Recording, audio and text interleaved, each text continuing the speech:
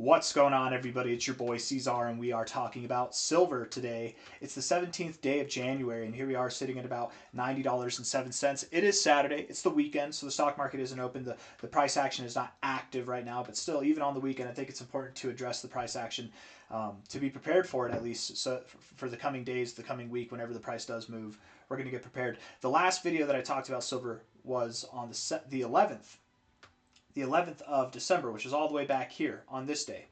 And in that video, the video's title was Silver Price Prediction 11th of December. That was the video title, Silver Price Prediction 11th of December. In this video, I predicted that we would go to $90 to $95. We did say anywhere, like it was technically a more broad range, $75 to $100, but probably, I said we probably don't go above 95, and we probably do go above 90. I literally gave a very specific range of $90 to $95 on the 11th of December, and I said within the next 3 months we probably get there. It could take longer, but probably within the next 3 months. Fast forward only 1 month.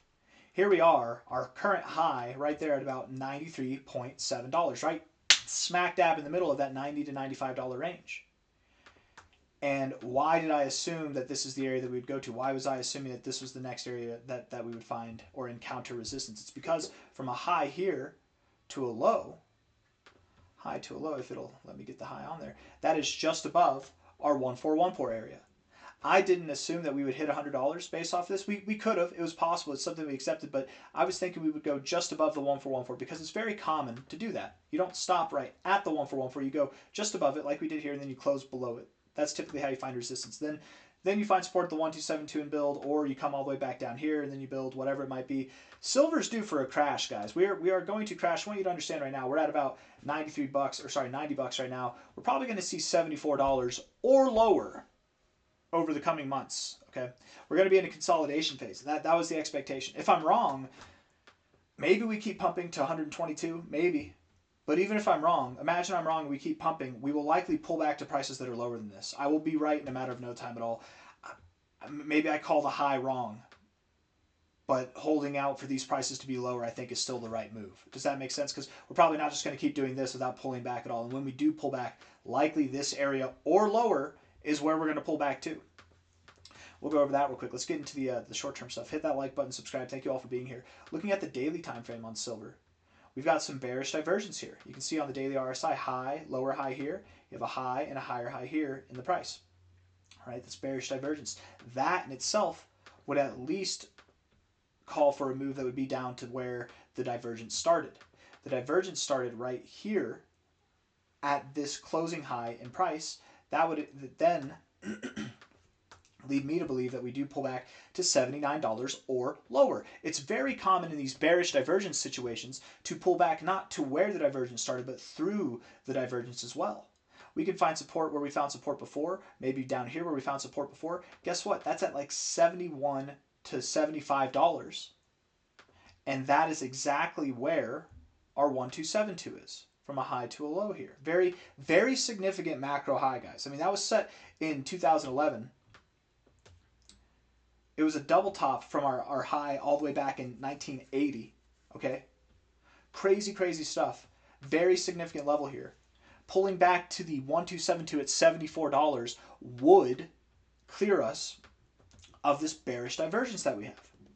That might be all she wrote. We can acceptably become bullish here on silver again. And I do presume that we will be bullish on silver here. I highly doubt that we pull back down to this level. I don't think that you spent your life above or below this level to just pull back and find support on it or go below it now. I don't think it's going to be that simple. I don't think you're going to get that opportunity. Silver's not that volatile. I mean, it can be volatile. It's not that we can't go down here. I just highly doubt that we do. So the call for now, and I don't assume it to be quick, right? The move up was very quick. You've got all this FOMO pressure. You've got a bunch of people who are probably not even aware of the bearish divergence, not aware of the impending drop. They're willing to buy. So why ruin things right now? Why move down right now? You probably linger. You might even move slightly higher. Maybe that's not the absolute high in itself, but I doubt we go too much higher. I'm very confident that I am calling for this to be the high. I mean, if it's not the high, it's very, very near this high. And I am confident that we will go below $75 again. We're at $90 now. So if you're looking to buy silver, my only thoughts are hold your horses. Just be patient. There's going to be an opportunity, and it's not right now. You got a double top on the weekly RSI. You've got bearish divergence on the daily RSI. We go to the weekly time frame. We look at the stochastics. You're pretty overbought, but consistently for a long time. You don't typically stay overbought this long.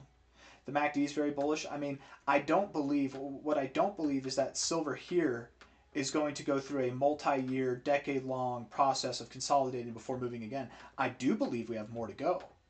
But this thing moves very slowly, right? We have moments of excellence and then moments of consolidation. I mean, in this sense here, from a low to a high, and then, I mean, you pulled back here and then you moved up higher. This was all one move, right? We could be in a phase like this where over the long term we move like this, but there can be divots along the way. There can be moments in time where it seems like you're not really doing anything productive. You're just moving sideways. Or maybe you are being productive like this, and still, even from here, from 2004 until 2005, so from April 2004 to August, you basically were just consolidating. There will be moments of consolidation, but I don't think that silver stops here for years and decades to come. It's not one of those moments. I do believe that this move takes you higher. I would at least suspect, that we stop at 122 before we find any kind of multi-year consolidation phase again. At least there, if not higher. You might see a $200 silver or a higher price than that even before we go through any kind of significant consolidation like we did here from 2011 until, I mean, really recently, until 2025 where we broke out. It might be 122 or even above 200. We might even be above $300 before something like that happens. But again, it's not going to be all one fell swoop. From here, we could very well consolidate for a month, 2 months, 3 months, 6 months. It could be the rest of the year that we consolidate. I don't know. And then we break out. All I do believe to know is that we don't go too far below $74. I don't really think we go below 70 at all. I think we'll hold this area of support. It'll probably, if I had to guess, I would think anywhere from 2 months to 6 months of consolidation here is what I would suspect. 2 months to 6 months of consolidation, and then we move higher. Do we stop at 122? Maybe. Do we go up to 180 to 213? Maybe. But these are our next targets, 213 to 122, after we pull back to 74 and below. I want to be clear one more time, actually, or not one more time, but I'd like to be clear about this. If we go below $74, if you go below this 1272, you are not in trouble. You can go below here and find support, and that's okay. It doesn't have to be above or right at this line. It doesn't have to be there. You can go below it, and it's okay. All right? But don't go too far below. And really, ideally, what I would not want to see is that you go below. I don't want to see us go below 70. If we go below 70 at all, it needs to be a quick reaction, and we need to come back up above the 1272 fast, like the next day, or maybe in like within that week. But as long as we're above 70, I really don't have a problem. And I don't think that we do go below 70, but I think that we're going to go near 70, somewhere below 75, but above $70 from here. On December 11th, we called for $90 to $95. We just topped off at 93.5.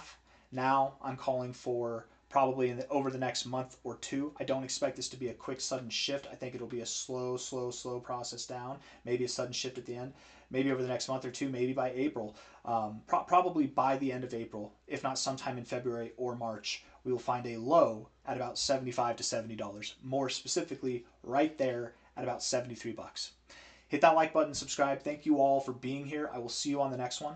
Take care of yourselves. And if you want to watch that video, that last video I made, it's silver price prediction 11th of December. We called for this exact high perfectly. Is it perfect here? We're celebrating a little early. It's way too early to say that this is a relative high. If we do push up higher, guess what? Even if we push to 122 from here, we still will likely pull back to prices that are down here, lower than where we are now. So even if you're wrong, I still don't think it's a good time to FOMO. I think it's a perfectly appropriate time to take profits, but not financial advice, not a financial advisor. At the end of the day, silver's meant to be held for the long term, so if you hold it, it's only going to grow in value as time goes on anyways. Take care. I'll see you on the next one. Bye.